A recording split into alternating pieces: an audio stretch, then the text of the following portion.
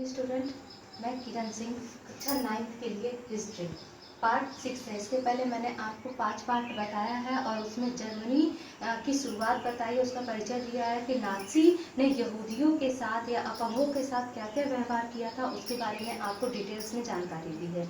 अब आपको हिटलर का उदय यहाँ पर पढ़ाने जा रही हूँ। तो इस बात को ध्यान में रखिएगा कि जब हिटलर के उदय का वास्तविक कारण क्या था, इस पैराग्राफ में आपको बताया गया है। अर्थव्यवस्था, राजनीति और समाज में गहराते जा रहे इस संकट ने हिटलर के सत्ता में पहुंचने का रास्ता साफ कर दिया। यानी अमेरिका की महामंदी, इसके पहले वाले वीडियो में मैंने आपको बताया है, अमेरिका के में हुई महामंदी के कारण जर्मनी का भी काफी कुछ नुकसान हुआ था। काफी कुछ नुकसान होने के कारण ही यानी उसकी राजनीतिक और सामाजिक स्थिति न केवल अमेरिका की बिगड़ी बल्कि जर्मनी की भी उसके साथ साथ बिगड़ती चली गई, क्योंकि सारी डाप्स योजना के जरिए जर्मनी की आर्थिक व्यवस्था को अमेरिका ही उठा रहा था। तो उसकी महामंदी के कारण पूरी तरह से जर्मनी की आर्थिक व्यवस्था भी धराशायी हो गई। अब यहाँ पर हम लोग हिटलर के बारे में संक्षेप में जानेंगे। 1889 में जन्मे हिटलर की युवावस्था बेहद गरीबी में गुजरी। पहले विश्व युद्ध की शुरुआत में उसने अपना नाम फौजी भर्ती के लिए लिखवा दिया। जैसा कि यहाँ पे बताया है, युवावस्था बेहद गरीबी में गुजरने के कारण उसको रोजी रोटी कमाने के लिए फौज में भर्ती होना पड़ा। उसमें उसने कई प्रकार के काम किए, जैसे मोर्चे पर संदेशवाहक का काम किया, कारपोरल बना और बहादुरी के लिए उसने कुछ तमगे भी हासिल किए। जर्मन सेना की पराजय ने उसे हिला दिया। भाई, एक सैनिक जब किसी से हारता है, यानी किसी भी देश से हारता है, तो ये जाहिर सी बात है कि उसे अपने देश के प्रति या उसके अपने समाज के प्रति जरूर कुछ न कुछ दुख महसूस होगा। वही हिटलर के साथ भी हुआ। लेकिन वर्साई की संधि ने उसे पूरी तरह से आग बबूला कर दिया। यानी वर्साई की जो अपमानजनक संधि हुई थी जर्मनी के लिए, वो उसे पूरी तरह से जर्मनी को ऊपर उठाने के लिए पूरी तरह से प्रेरित करने लगा। देखिए यहाँ पे बताया, परंतु वर्साई की संधि ने उसे आग बबूला कर दिया। 1919 में उसने जर्मन वर्कर्स पार्टी नामक एक छोटे से समूह की सदस्यता ली। धीरे धीरे पार्टी पर नियंत्रण उसने, यानी हिटलर ने उस पार्टी पर धीरे धीरे पार्टी पर नियंत्रण स्थापित किया, और जब उसने पूरी तरह से अपना कब्जा कर लिया तो उस पार्टी का नाम नेशनल सोशलिस्ट पार्टी का नाम उसे दिया, और इसी पार्टी को बाद में नाज़ी के नाम से जाना गया। कल मैंने आपको नाज़ीवाद का अर्थ भी बताया था। 1923 में ही हिटलर ने बवेरिया पर कब्जा, बर्लिन की चढ़ाई करने और सत्ता पर कब्जा करने की योजना बना ली थी। यानी सत्ता में आने के पूर्व ही उसने इस प्रकार के योजनाएं बनाकर तैयार कर ली थी। लेकिन इस योजनाओं पर वो अमल करता, देखिए योजनाओं में अमल करता, वो उसमें पूरी तरह से असफल हो गया। उसके बाद उसे गिरफ्तार कर लिया गया, देशद्रोह का मुकदमा चलाया गया, लेकिन कुछ समय बाद उसे रिहा कर दिया गया। 1930 तक नाज़ी पार्टी जनता को अपनी तरफ आकर्षित नहीं कर पाया था, परंतु महामंदी के दौरान नाज़ी ने जन आंदोलन का रूप ग्रहण कर लिया। फिर से वही बात, अमेरिका की जो डॉप्स योजना थी, डॉप्स योजना के अंतर्गत वो आर्थिक मदद दे रहा था जर्मनी को, लेकिन जब अमेरिका में महामंदी का दौर आया तो पूरी तरह से जर्मनी से देश भी पूरी तरह से धराशायी हो गई थी। तो उस महामंदी के दौर में नाज़ी पार्टी ने एक जन आंदोलन का रूप धारण कर लिया। उदाहरण, 1929 के बाद बैंक दिवालिया, यानी वो महामंदी के बाद काम धंधे बंद हो गए, मजदूर बेरोजगार हो गए, मध्य वर्ग को लाचारी और भूखमरी का डर सता रहा था। नाज़ी प्रोपेगेंडा में लोगों को एक बेहतर भविष्य की उम्मीद दिखाई देने लगी। 1929 में नाज़ी पार्टी जर्मन संसद राइक्सटाग, मैंने आपको पहले ही बताया था कि जर्मन संसद को राइक्सटाग कहा जाता है, कि चुनाव में महज नाज़ी पार्टी को 2.6% वोट मिला था। यानी अभी तक 1929 तक वो अभी जर्मन के लोगों के बीच में इतना लोकप्रिय नहीं हुआ था, लेकिन 1932 आते आते उसने 37% वोट प्राप्त किया था। 1932 आते आते यह देश की सबसे बड़ी पार्टी और 37% उसे वोट मिला। हिटलर जबरदस्त वक्ता था, यानी ये वक्ता यानी जब भी वो भाषण देता था तो लोगों को अपनी तरफ आकर्षित कर लेता था, भाषण के जरिए अपनी तरफ आकर्षित कर लेता था। वह अपने भाषणों में एक शक्तिशाली राष्ट्र की स्थापना करने की बात करता था। यानी कहने का तात्पर्य सिर्फ इतना है कि जो अपमानजनक बातें जर्मनी को पहले विश्व युद्ध में हार के बाद सामना उसे करना पड़ा, उस सबको वो भुला मतलब पूरी तरह से समाप्त करने की बात करने लगा।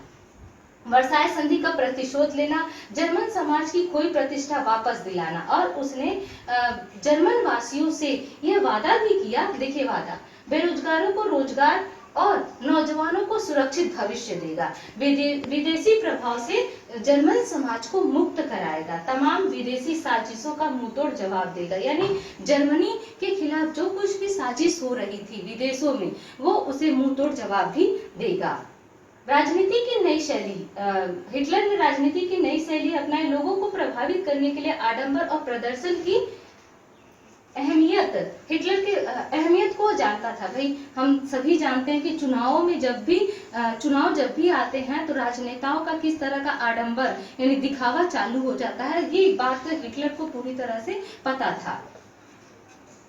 हिटलर के प्रति भारी समर्थन दर्शाने और लोगों में परस्पर एकता का भाव पैदा करने के लिए नाज़ियों ने बड़ी बड़ी रैलियां और जनसभाएं आयोजित की। अब उसका ये जो है वहां का उसका प्रमुख चिन्ह थे स्वास्तिक छपे लाल झंडे, नाज़ी सैल्यूट और भाषणों के बाद खास अंदाज में तालियां की गड़गड़ाहट, ये शक्ति प्रदर्शन का हिस्सा था। यानी वो अपनी रैलियों के माध्यम से जर्मन वासियों को ये बता देना चाहता था कि वो जो भी कुछ भी जर्मन वासियों के साथ उस समय तक हो रहा था अब वो नहीं होने देगा। अब इसके बाद इसके क्वेश्चन आंसर, इस बात पे ध्यान दीजिएगा कि पहला जो दिया है जर्मनी के आर्थिक, राजनीतिक और सामाजिक स्थितियों को स्पष्ट कीजिए, तो ये पांचों यानी 6 वीडियो के आधार पर ही स्पष्ट कीजिएगा। दूसरा, हिटलर का संक्षेप में वर्णन कीजिए, तो आपको यहाँ पर दिया है पूरे डिटेल में, आपको पॉइंट वाइज लिखना है। तीसरा, देशवासियों के प्रति किए गए वादों को लिखिए, यानी हिटलर ने देशवासियों के प्रति कौन कौन से वादे किए थे ये भी आपको उसमें लिखना है। इसके पहले मैंने आपको हिटलर का जीवन परिचय के बारे में बताया है। अब लोकतंत्र का ध्वंस, यानी जर्मनी में किस तरह से तानाशाह, हिटलर का तानाशाह की स्थापना हुई, ये हम इस पार्ट में जानेंगे। 30 जनवरी 1933 को राष्ट्रपति हिडेनबर्ग ने हिटलर को चांसलर का पदभार संभालने का न्योता दिया। यानी इसके पहले के वीडियो में हमने पढ़ लिया था कि किस प्रकार से उसने 1932 तक 37% वोट प्राप्त कर लिया था, तो वहाँ के चांसलर ने उन्हें कार्यभार संभालने का मौका भी दिया, चांसलर पद का। यह मंत्रिमंडल में सबसे शक्तिशाली पद था। तब तक नाज़ी पार्टी रूढ़िवादियों को भी अपने उद्देश्यों से जोड़ चुकी थी। सत्ता हासिल करने के बाद हिटलर ने लोकतांत्रिक शासन की संरचना और संस्थानों को भंग करना शुरू कर दिया। यानी अब पूरी तरह से अपना नियंत्रण, हिटलर जर्मनी पर अपना नियंत्रण स्थापित करने के लिए लोकतांत्रिक शासन व्यवस्था को समाप्त करने पर ध्यान देने लगा। फरवरी माह में जर्मन संसद भवन में हुए रहस्यमय अग्निकांड ने उसका रास्ता और आसान कर दिया। 28 फरवरी 1933 को, ये डेट याद रखिएगा, 28 फरवरी 1933 को, यानी जर्मन संसद भवन में अचानक आग लग गई, जिसमें मतलब जर्मनी क्या कहते हैं, नाज़ी पार्टी को आगे बढ़ने का काफी मौका मिला। जारी किए गए अध्यादेश फायर डिकी के जरिए अभिव्यक्ति, प्रेस और सभा करने की आजादी जैसे नागरिकों को अनिश्चित काल के लिए निलंबित कर दिया गया। यानी हम सभी जानते हैं, इसके पहले के भी लेसन में हमने पढ़ा था कि नागरिकों के मूलभूत अधिकारों का जब हनन होता है तब वहां तानाशाह स्थापित होता है। तो ये काम हिटलर ने अब यहाँ पर जर्मनी ने शुरुआत कर दी थी। यानी उसके मूलभूत अधिकारों को, मौलिक अधिकारों को, नागरिकों के मौलिक अधिकारों को समाप्त करने के लिए करने लगा था। वाइमर संविधान में इन अधिकारों को काफी महत्वपूर्ण स्थान प्राप्त था। इसके बाद हिटलर ने अपने कट्टर शत्रु कम्युनिस्टों पर निशाना साधा। ज्यादातर कम्युनिस्ट जो रातों रात कंसंट्रेशन कैंपों में बंद कर दिया गया। यानी अब लोकतांत्रिक शासन को समाप्त करने के बाद उसने अपने दुश्मनों की तरफ ध्यान दिया। यानी जो उसे लगता था कि उसे सत्ता से हटा सकते थे, उन्हें उस सत्ता से हिटलर ने उन्हें हटा दिया। कम्युनिस्टों का बर्बर दमन किया। लगभग 5 लाख की आबादी वाले ड्यूसलफार्ड शहर में गिरफ्तार किए लोगों ने बची कुची 6,808 फाइलों में से 1,440 सिर्फ कम्युनिस्ट की थी। नाज़ियों ने सिर्फ कम्युनिस्टों को ही सफाया नहीं किया, नाज़ी शासन ने कुल 52 किस्म के लोगों को अपने दमन का निशाना बनाया। दमन का निशाना बनाया 52 किस्म के लोगों को, यानी जाति के लोगों को। जैसे यहूदी बताया था, एक अपाहिज बताया गया था, एक इस प्रकार के ये किस्म थी इसकी। हाँ, तो इसको बर्बरता से उसने मार डाला था। वो जर्मनी समाज में शुद्ध खून वाले लोगों को ही रखना चाहता था। 3 मार्च 1933 को प्रसिद्ध विशेषाधिकार अधिनियम इनबेलिक एक्ट पारित किया गया। इस कानून के जरिए जर्मनी में बाकायदा तानाशाही स्थापित कर दी गई। यानी अब वहां पर किस तारीख को ध्यान दीजिएगा, 3 मार्च 1933 को तानाशाह स्थापित, लोकतांत्रिक शासन व्यवस्था खत्म और तानाशाही चालू, हिटलर की तानाशाही। इस कानून के जरिए जर्मनी में बाकायदा तानाशाही स्थापित कर दी गई। इस कानून ने हिटलर को संसद को हाशिए पर धकेलने और केवल अध्यादेशों के जरिए शासन चलाने का निरंकुश अधिकार प्रदान कर दिया। नाज़ी पार्टी और उससे जुड़े संगठनों के अलावा सभी राजनीतिक पार्टियों और ट्रेड यूनियनों पर पाबंदी लगा दी गई। इसके पहले भी हमने पिछले वीडियो में दूसरे और तीसरे में बताया था कि जब तानाशाह स्थापित होता है तो अन्य सभी पार्टियों को खत्म कर दिया जाता है, यानी उसकी सत्ता को पूरी तरह से समाप्त कर दिया जाता है। किसी भी प्रकार के मजदूर संगठन हो गया या कोई भी संगठन हो गया, वहां पर उस देश में बनाने से इनकार करवा दिया जाता है। अर्थव्यवस्था, मीडिया, सेना और न्यायपालिका पर राज्य का पूरा नियंत्रण स्थापित हो गया। यानी हिटलर ने जर्मन पर पूरी तरह से, जर्मनी देश पर पूरी तरह से अपना कब्जा स्थापित कर तानाशाह शासन स्थापित कर लिया। पूरे समाज को नाज़ियों के हिसाब से नियंत्रित और व्यवस्थित करने के लिए विशेष निगरानी और सुरक्षा दस्ते गठित किए गए। पहले मौजूद हरी वर्दीधारी पुलिस और स्टाफ ट्रूपर्स के अलावा गेस्तापो, गुप्तचर राज्य पुलिस, एसएस, अपराध नियंत्रक पुलिस और सुरक्षा सेवा एसटी का भी गठन किया गया। इन नवगठित दस्तों का बेहिसाब असंवैधानिक अधिकार दिए गए और इन्हीं की वजह से नाज़ी राज्य को एक खूंखार आपराधिक राज्य की छवि प्राप्त हुई। गेस्तापो की यंत्रणा, गेस्ताप यहाँ पर वही बताया था आपको, गुप्तचर विभाग। गेस्तापो के यंत्रणा गृह में किसी को भी बंद किया जा सकता था। ये नए दस्ते किसी को भी यातना गृह में भेज सकते थे। यानी जो गुप्तचर विभाग था वे नाज़ी सरकार के हुक्म के जरिए किसी को भी समाप्त करने की शक्ति रखता था। किसी को भी बिना कानूनी कार्रवाई को देश से निकाला दिया जा सकता था या गिरफ्तार किया जा सकता था। दंड की आशंका से मुक्त पुलिस बलों ने निरंकुश और निरपेक्ष शासन का अधिकार प्राप्त कर लिया था। यानी यहाँ पर आपका लोकतंत्र का ध्वंस ये समाप्त होता है। इसमें इस पैराग्राफ में सिर्फ ये बताया गया है कि हिटलर ने किस प्रकार से लोकतांत्रिक शासन व्यवस्था को समाप्त करके अपनी सत्ता को स्थापित किया और अपनी सत्ता स्थापित करने के लिए उसने क्या क्या कार्यवाही की, इसमें इस पैराग्राफ में पूरा बताया गया है। तो आप लोग इसी को एक प्रश्न बना लीजिएगा कि लोकतंत्र को ध्वंस कर हिटलर ने कौन कौन सी व्यवस्था वहां पर लागू की और अपने दुश्मनों को किस प्रकार से उसने समाप्त किया।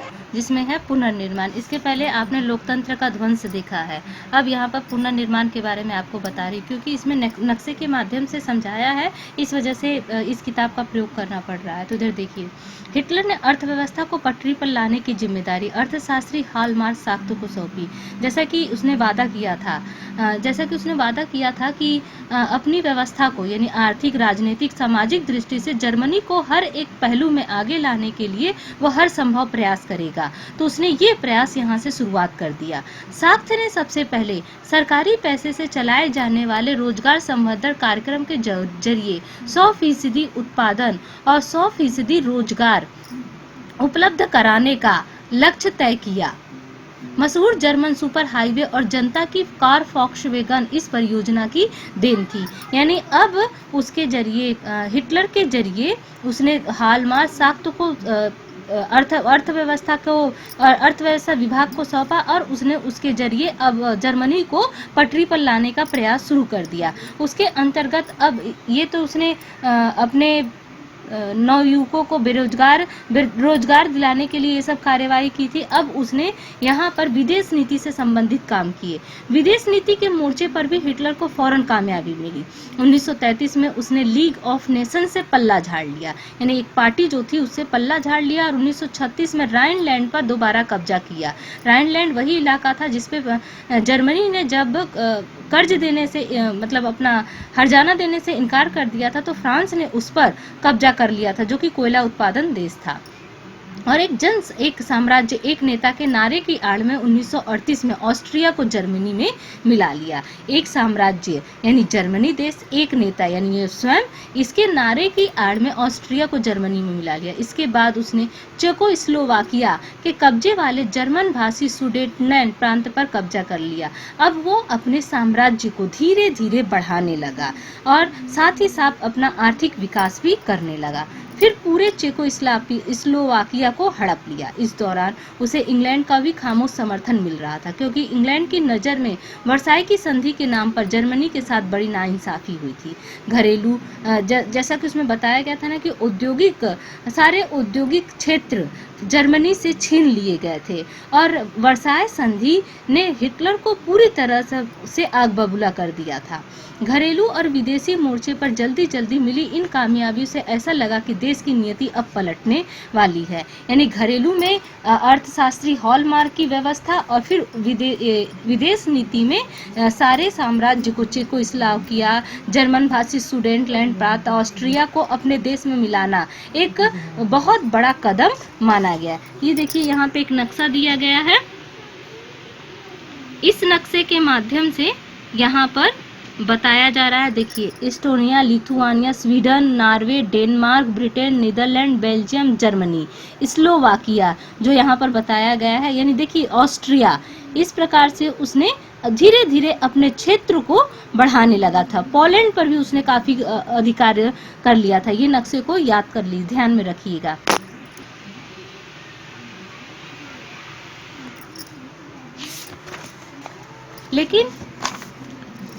लेकिन हिटलर यही नहीं रुका, यानी इन सब क्षेत्रों पर अपना साम्राज्य, अपना झंडा फहराने के बाद वो वहां पर रुका नहीं, बल्कि और आगे बढ़ा। साख्त ने हिटलर की सलाह दी थी कि सेना और हथियारों पर ज्यादा पैसा खर्च न किया जाए, क्योंकि सरकारी बजट अभी भी घाटे में ही चल रहा था। वह इतना 6 लाख अरब पाउंड चुकाना कोई मामूली बात नहीं थी। अब उससे उबर पाना इतना आसान नहीं था। लेकिन नाज़ी जर्मनी में एहतियात पसंद लोगों के लिए कोई जगह नहीं थी। जर्मनी वो तानाशाह शासक था हिटलर, वो किसी का अपने ऊपर हुक्म चलने नहीं देना। इसीलिए क्या किया, साख्त को उनके पद से हटा दिया। हिटलर ने आर्थिक संकट से निकलने के लिए युद्ध का विकल्प चुना। वह राष्ट्रीय सीमाओं का विस्तार करते हुए ज्यादा से ज्यादा संसाधन इकट्ठा करना चाहता था। इसी लक्ष्य को ध्यान में रखते हुए सितंबर 1939 में उसने पोलैंड पर हमला कर दिया। नक्शे पे मैंने आपको पोलैंड की तरफ भी इशारा किया था। इसकी वजह से फ्रांस और इंग्लैंड के साथ भी उसका युद्ध शुरू हो गया। सितंबर 1940 में जर्मनी ने इटली और जापान के साथ एक त्रिपक्षीय संधि पर हस्ताक्षर किया। देखिए, सितंबर 1940 में जर्मनी ने इटली और जापान के साथ एक त्रिपक्षीय संधि पर हस्ताक्षर किया। इस संधि में अंतर्राष्ट्रीय समुदाय में हिटलर का दावा और मजबूत हो गया। यूरोप के ज्यादातर देशों में नाज़ी जर्मनी का समर्थन करने वाली कठपुतली सरकारें बिठा दी गई। 1940 के अंत में हिटलर अपनी ताकत के शिखर पर था। यानी जर्मनी में ऐसे लोगों को ऊंचे ऊंचे ओहदे पर बिठा दिया गया जहां पर सिर्फ और सिर्फ हिटलर का ही आदेश वो व्यक्ति माने। उन्हीं व्यक्तियों को पद पर बिठाया गया। अब हिटलर ने अपना सारा ध्यान पूर्वी यूरोप को जीतने के दीर्घकालिक सपने पर केंद्रित कर दिया। वह जर्मन जनता के लिए संसाधन और रहने की जगह का इंतजाम करना चाहता था। जून 1941 में उसने सोवियत संघ पर हमला किया। यह हिटलर की एक ऐतिहासिक बेवकूफ़ी थी। इतने बड़े देश को हरा पाना जर्मनी जैसे देश के लिए वैसे भी पॉसिबल नहीं था। इस आक्रमण से जर्मन पश्चिमी मोर्चा ब्रिटिश वायु सैनिकों के बमबारी की चपेट में आ गया, जबकि पूर्वी मोर्चे पर सोवियत सेनाएं जर्मनों को नाको चने चबवा रही थी। सोवियत लाल सेना ने स्टालिनग्राद में जर्मन सेना को घुटने टेकने पर मजबूर कर दिया।